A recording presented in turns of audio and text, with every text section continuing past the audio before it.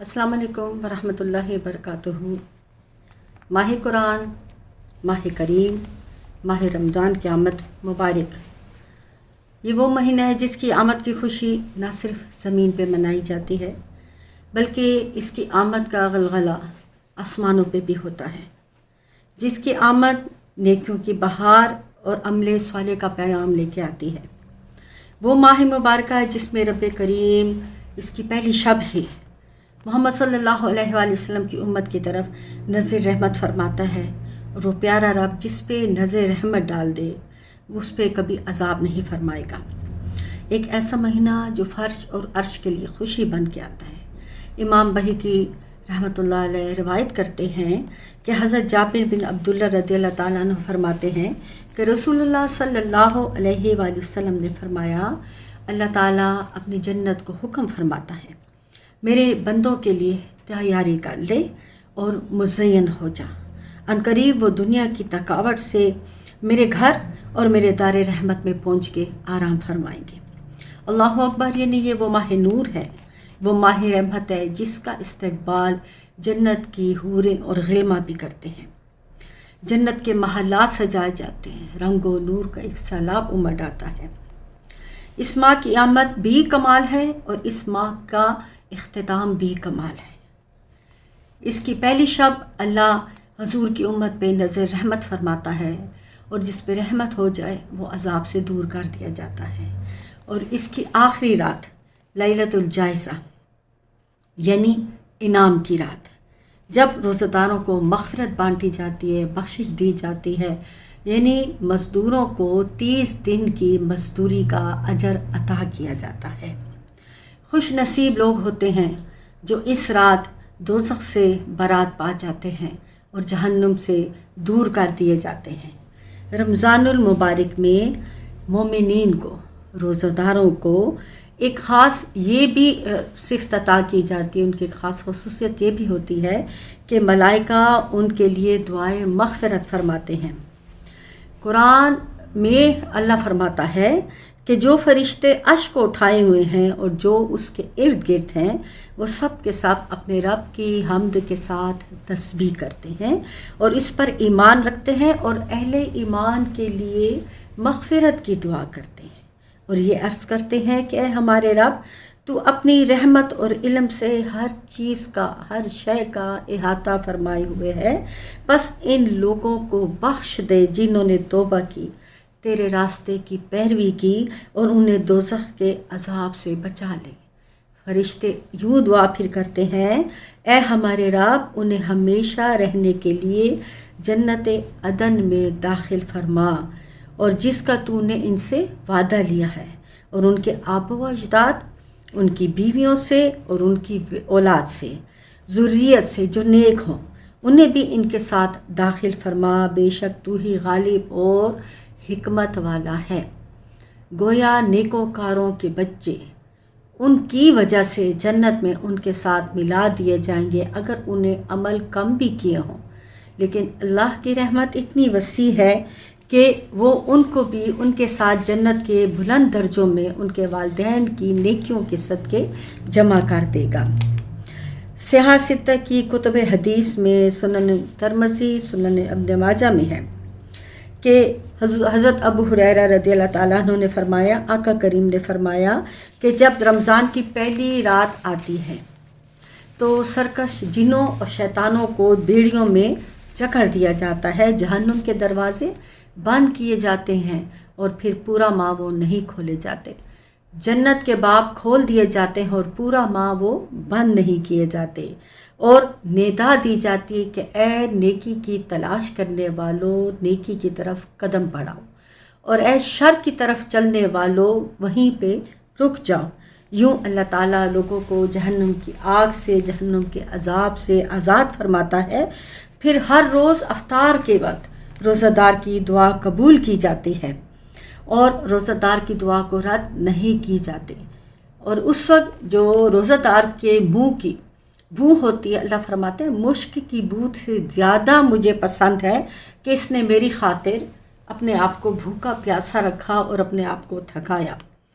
حضرت ابن ابی ملیکہ کہتے ہیں میں نے حضرت عبداللہ بن عمر رضی اللہ تعالیٰ عنہ کو افطار کے وقت یہ دعا پڑھتے سنا ہے، یہ دعا مانگتے سننا ہے، اور یہ بہت خوبصورت دعا ہے۔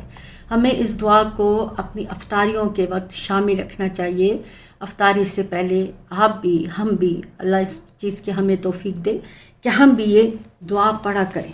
اللہم، اے میرے اللہ، انی، بے شک میں، اسألک، میں تجھ سے سوال کرتا ہوں، برحمتک التی، تیری رحمت وہ جو وسعت، جو وسیع ہے، کل شیء ان تغفر لی، کل شیء، ہر چیز سے زیادہ، کائنات سے زیادہ تیری رحمت بہت وسیع ہے، اور یہ کہ تغفر لی، تو مجھے بخش دے۔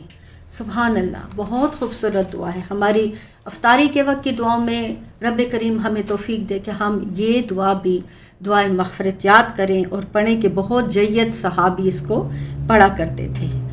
اس مہینے کا استقبال اور اس مہینے کا احترام رب کریم ہمیں اور ہماری نسلوں کو عطا فرمائے۔ ابن عربی رحمۃ اللہ علیہ فرماتے ہیں کہ روزہ 4 قسموں کا ہوتا ہے۔ ایک ہوتا ہے عوام کا روزہ، عامت الناس کا روزہ۔ یہ روزہ کیا ہے؟ کھانے پینے سے رک جانا۔ پھر خواص العام کا روزہ، یہ وہ لوگ ہوتے ہیں جو کھانے پینے کے ساتھ زبان، افعال اور جو اللہ تعالیٰ نے منع کیا ہوا ہے ان تمام چیزوں سے رک جاتے ہیں، یعنی ان کا جو کھانے پینے کا روزہ ہے اس کے ساتھ ان کی آنکھ کا، ہاتھ کا، پاؤں کا اور زبان کا بھی روزہ ہوتا ہے۔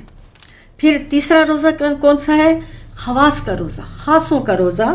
یہ اللہ کے ذکر اور اس کی عبادت کے علاوہ ہر کام سے رک جاتے ہیں، یعنی رمضان میں ان کا روزہ ایک ایسا روزہ ہوتا ہے کہ اللہ کے سوا ہر چیز سے یہ بے نیاز ہو جاتے ہیں۔ پھر خاص الخواص کا روزہ، یہ روزہ غیر اللہ کے سے رک جانا ہے اور قیامت تک ان کا افطار ہے، یعنی یہ دنیا میں ہر چیز سے بے نیاز ہو جاتے ہیں، اپنی نفس کی شر سے آزاد ہو جاتے ہیں، اور پھر ان کی افطار کیا ہے؟ اللہ کا روز حشر دیدار کرنا۔ اب ہم اپنے آپ کو دیکھیں کہ ہم کس روزے میں اور کن روزے داروں میں شامل ہیں۔ اللہ ہمیں زبان کا، آنکھ کا، دل کا، جسم کا، ہاتھ کا، پاؤں کا روزہ عطا فرمائے اور ہمیں دنیا کی شہوتوں سے اور حفظ سے محفوظ کر لے۔ یہ گنتی کے چند دن ہوتے ہیں، جیسے اللہ فرماتا ہے کہ ہم نے پچھلی امتوں پہ بھی روزے فرض کیے تاکہ وہ پرہیزگار بنے، اور یہ ایامن معدودات ہیں، گنتی کے چند دن ہیں۔ یہ ہاتھوں سے پھسل رہے ہوتے ہیں، یہ بخشش کے دن غفلت میں نہ گزر جائیں، ان لوگوں میں شمار نہ ہو جائے جن کے لیے آقا کریم صلی اللہ علیہ وآلہ وسلم نے آمین فرمایا، کہ جب حضرت جبریل امین نے فرمایا کہ ہلاکت ہے ان لوگوں کے لیے جو رمضان کا مہینہ پائیں اور اپنی بخشش کی کوشش نہ کریں، اپنی بخشش اور مغفرت کا سامان نہ کریں، تو حضور نے فرمایا آمین۔ تو سوچئے کہ یہ کتنی سخت بات ہے کہ ہم رمضان کو پائیں اور اسے غفلت میں گزار دیں اور دنیا کی ہوس میں اور کھانا پینا ہی ہمارا ایک مطمئن نظر ہو، ہم صرف کھانے پینے ہی کے لیے روزہ رکھیں۔ اس ماہ میں اللہ پاک توفیق دے قیام اللیل، تہجد، اشراق، چاشت، اوابین، پھر جو تراویح ہے جو قیام اللیل میں شامل ہے 20 رکعت، اللہ پاک ہمیں اس کا اہتمام کرنے کی بھی توفیق عطا فرمائے۔ 20 رکعت تراویح ایک نعمت ہے جس میں ہمیں جتنا قرآن یاد ہوتا ہے ہم اس کو پڑھتے ہیں، جو حافظ ہیں وہ پورے ماہ میں اس کو دہراتے ہیں۔ تو رمضان کی راتوں میں حضور نے فرمایا جو بحالت ایمان اور خالص اللہ کی رضا کے لیے قیام اللیل کرے، اللہ پاک اس کے تمام گناہ معاف فرما دیتا ہے۔ یہ حدیث متفق علیہ ہے، مسلم بخاری میں آئی ہوئی ہے۔ تراویح مستحب ہے، علماء کا اس پہ اتفاق ہے۔ حضرت امام شافعی، حضرت امام ابو حنیفہ، امام احمد بن حنبل رحمۃ اللہ علیہ، ان سب کا یہ طریق تھا کہ اس کو باجماعت ادا کرنا افضل سمجھتے تھے۔ 20 رکعت تراویح پہ حضرت عمر رضی اللہ تعالیٰ عنہ نے حضرت ابی بن کعب کو کھڑا فرمایا اور ان کو 20 رکعت تراویحوں کے اوپر امام بنا کے کل اصحاب کو ان کے پیچھے کھڑا کیا۔ تو جب حضرت علی کرم اللہ وجہ الکریم مسجد نبوی سے گزرے اور آپ نے دیکھا مسجد روشن ہے، چراغ جل رہے ہیں، اصحاب قطاروں میں کھڑے ہیں اور حضرت ابی بن کعب جو ہیں وہ تلاوت فرماتے ہیں، اور یہ اتنی خوبصورت آواز کے مالک تھے کہ آقا کریم صلی اللہ علیہ وآلہ وسلم نے باقاعدہ حضرت ابی بن کعب سے فرمایا کہ اے ابی بن کعب، اللہ فرما رہا ہے کہ کعب سے کہو کہ تلاوت کریں۔ سبحان اللہ، دیکھیے اللہ پاک قاری قرآن کو کتنا پسند فرماتے ہیں۔ تو حضرت کعب رو پڑے، انہوں نے فرمایا یا رسول اللہ صلی اللہ علیہ وآلہ وسلم، کیا اللہ نے میرا نام لیا؟ اللہ نے میرا نام لیا اور مجھے کہا میرا نام لے کے کہ میں تلاوت کروں؟ اور جب انہوں نے تلاوت شروع کی اور انہوں نے آنکھ اٹھا کے دیکھا تو حضور صلی اللہ علیہ وآلہ وسلم کے چشمان مقدسہ سے آنسو جاری تھے، آپ کی ریش مبارک آنسوؤں سے تر تھی۔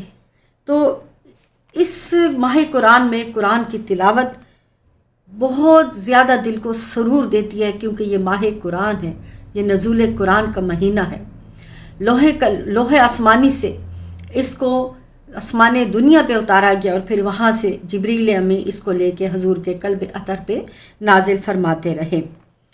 20 رکعت پہ یہ کھڑی ہوئی قطاریں، اور آج تک 20 رکعت پہ اس امت کا اجماع ہے، اصحاب کا طریقہ ہے۔ حضرت علی نے اس کو پسند فرمایا، اور آپ کا یہ جملہ کہ یہ کتنی پیاری بدعت ہے، یعنی ایک نیا کام ہے۔ حضور نے تراویح پڑھی، کبھی جمع کے ساتھ اور کبھی اس کو اکیلے پڑھا، لیکن حضرت عمر نے اس کو جمع پہ کھڑا کر دیا، تو حضرت علی نے اس چیز کو بہت پسند فرمایا۔ پھر حضرت علی کے زمانے میں بھی، حضرت عثمان غنی کے زمانے میں بھی اسی طرح صحاب 20 رکعت امامت کرواتے رہے، اور اب تک یہ طریقہ امت میں رائج ہے۔ اللہ پاک ہمیں اس کی توفیق عطا کرے، کیونکہ یہ ایک ایسا مہینہ ہے جس میں ہم اپنی پوری قوت لگا دیتے ہیں اللہ کی توفیق سے، کہ ہم زیادہ سے زیادہ اللہ کے آگے سجدے کر سکیں اور قرآن پاک کی اور تسبیحات کی ہم کثرت کر سکیں۔ اب اس میں آج کل جیسے فتنوں کا دور ہے، دجالی دور ہے، تو اس میں تراویح کے اوپر بھی بحث ہوتی ہے۔ تراویح کی 8 رکعت ہیں، 12 رکعت ہیں یا 20 رکعت ہیں، تو اتنی مستند احادیث کے ہوتے ہوئے بھی نماز تراویح سے روکنا یہ بھی ایک بدعت سیاح ہے۔ امت پہلے ہی اور خاص طور پہ ہماری نوجوان نسل دین سے دور ہو رہی ہے۔ راتوں کو کرکٹ کے میچ کھیلے جاتے ہیں، یا مل کے موویز دیکھی جاتی ہیں، یا مل کے گپ شپ لگائی جاتی ہے۔ تو کیا اس سے بہتر نہیں ہے کہ ہماری نسلیں اور ہم سب اللہ کی بارگاہ میں ان 30 دنوں کی کمائی کریں اور اللہ کے آگے زیادہ سے زیادہ سجدے کریں؟ افسوس ہوتے ہیں ان علماء پہ جو کہ ہماری نسلوں کو اس چیز سے روک رہے ہیں کہ تراویح میں آپ نہیں پڑھیں کیونکہ یہ سنت نہیں ہے۔ یہ تو وہ مہینہ ہے کہ جس میں حضور کے حجرے سے ہی آواز آتی تھی کہ اللہم انکا عفو کریم تحب العفو فاعف عنا یا فاعف عنا۔ اے اللہ تو معاف کرنے والا ہے، تجھے معاف کرنا پسند ہے، تو کریم ہے، تو عزت والا ہے، تو اے رب تو ہمیں معاف کر دے، تو ہمیں معاف کر اور تو ہمیں معاف کر دے۔ پھر اس ماہ مبارکہ میں آپ دیکھیں کہ نفل جو ہیں وہ فرض کے درجے میں آ جاتے ہیں، اور فرض کو کئی گنا بڑھا چڑھا کے اس کا اجر عطا کیا جاتا ہے۔ تو پورے ماہ میں کوشش کریں، روزانہ ہم اپنا احتساب کریں کہ ہماری کوئی نماز ضائع نہ ہو، نماز ہم وقت پہ پڑھیں، افطاری ہلکی کر کے تو پھر مغرب کی رکعتیں اور اس کے ساتھ ہی اوابین ضرور پڑھیں، نماز توبہ اور جو قضا نمازیں ان کو لوٹائیں۔ پھر اس مہینے کی ایک بہت بڑی برکت اعتکاف ہے۔ اعتکاف اللہ کے لیے متکف ہونا اور کچھ دنوں کے لیے دنیا کو چھوڑ کے بالکل اللہ کے لیے اپنے آپ کو خاص کر لینا، دنیا کی ہر مشغلے سے علیحدہ ہو جانا اور دل کو اللہ کی یاد میں مشغول کر دینا۔ حضور صلی اللہ علیہ وآلہ وسلم نے اپنی حیات پاک میں اعتکاف کیا، اور یہ سنت ہے، اور یہ ایسی سنت ہے کہ جو امت کو اللہ سے بڑا قریب کر دیتی ہے، جب ہم ہر چیز کو چھوڑ کے صرف اللہ کی لو لگا کے بیٹھ جاتے ہیں اور دنیا کے خیالات کو ترک کر دیتے ہیں۔ اعتکاف مرد بھی کرتے ہیں، اعتکاف عورتیں بھی کرتی ہیں، حضور نے اعتکاف کیا، ازواج مطہرات نے بھی کیا۔ اعتکاف کے لیے مسجد کا ہونا شرط ہے، مسجد میں مرد اعتکاف پہ بیٹھتے ہیں۔ عورت کیا کرے؟ عورت کے لیے اس کے گھر میں اس کی نماز کی جگہ ہی مسجد ہے۔ تو یہ ایک رمضان کے شروع سے یہ دل میں خواہش ہوتی ہے کہ میں نے اپنی مسجد کو صاف رکھنا ہے، جہاں میں جانماز رکھتی ہوں، جہاں میرا 5 سورہ، میرا قرآن، میری رحیل پڑھی ہے، میری تسبیح پڑھی، وہ میری مسجد ہے، اور میں نے اسی جگہ کو پاک صاف کر کے وہیں پہ مسنون اعتکاف کیا یا کہ نفلی اعتکاف کیا۔ مسنون اعتکاف 10 دن کا ہوتا ہے، نفلی اعتکاف 7 کا بھی ہوتا ہے، 5 کا بھی ہوتا ہے، 3 دن کا بھی ہوتا ہے، 1 دن کا بھی ہوتا ہے۔ تو جس نے اعتکاف کیا اس کے لیے جہنم کی آگ سے دوری کر دی جاتی ہے۔ اللہ کو یہ عبادتیں پسند ہے، اسے اپنے بندوں کی عاجزی پسند ہے۔ حرمین شریف میں دنیا کے سب سے بڑے اعتکاف ہوتے ہیں، ہزاروں متقفین بیٹھتے ہیں وہاں پہ۔ اسی طرح لاہور میں بغداد ٹاؤن میں منہاج القرآن جو ہے وہ بہت بڑا ایک اعتکاف گاہ آنسو اور توبہ کی بستی سجاتا ہے، جس میں ہزاروں مرد و زن متقف ہو کے بیٹھتے ہیں اور دن رات اپنے اللہ سے لو لگاتے ہیں۔ ہم خواتین اعتکاف کے دوران درس سن سکتی ہیں، درس دے سکتی ہیں، ہم قرآن کے ترجمے دورہ قرآن میں بھی شامل ہو سکتی ہیں، ہر وہ کام جو ہمیں اللہ کے نزدیک کرے۔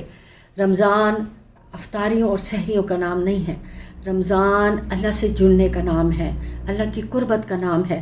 اس وقت ایک طریقہ بن گیا ہے کہ ہم نے افطاری میں ثقیل چیزیں، پکوڑے، سموسے اور افطاریاں اور سحریاں اور پراٹھے اور مرغان غذائیں نہیں، یہ بھی بچے کھائیں، ہم بھی کھائیں، لیکن سب سے ضروری جو ہم نے اپنی نسلوں کو تربیت دینی ہے وہ استقبال رمضان اور رمضان المبارک کا ادب۔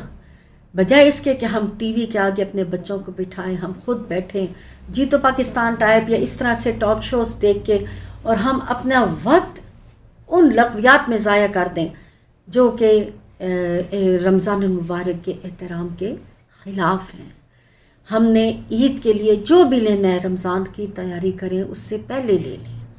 بچوں کے لیے تحائف، جوتے، چوڑیاں، مہندی، کپڑے، ٹیلر کے پاس جانا، یہ سب ہم عورتوں کی ذمہ داریاں ہیں، ہمارے کام ہے یہ۔ تو رمضان سے پہلے ان چیزوں کو آپ ٹھیک ٹھاک کر لیں، اپنی شاپنگ کر لیں، تاکہ یہ 30 دن اپنے اللہ کی یاد میں گزارے۔ ہم نے کھانے بھی بنانے ہیں، ہم نے افطاریاں بھی بنانی ہیں، لیکن اس کے ساتھ اپنی تہجد، اپنی اوابین، چاشت، اشراق، تراویح، تلاوت قرآن بظاہر بڑا مشکل لگتا ہے، لیکن جب ہم اللہ کے کسی کام میں لگ جاتے ہیں تو وہ کام ہمارے لیے آسان ہو جاتا ہے۔ ربی یسر ولا تعسر وتمم بالخیر وبک نستعین۔ تو اللہ تعالی ہمیں اس ماہ رمضان کا حق ادا کرنے کا، اس میں اپنی بخشش اور مغفرت کا موقع عطا فرمائے، اور لا حول ولا قوت الا باللہ، کوئی نیکی کی طاقت نہیں مگر جب تک کہ اللہ کی توفیق نہ ہو۔ تو حضور صلی اللہ علیہ وآلہ وسلم پہ کثرت درود کے ساتھ اللہ پاک ہمیں اس ماہ رمضان کی استقبال کا، آمد کا، احترام کا موقع عطا فرمائے۔ آمین ثم آمین، بجائے سید المرسلین صلی اللہ تعالی علیہ وآلہ وسلم۔ جزاک اللہ خیر۔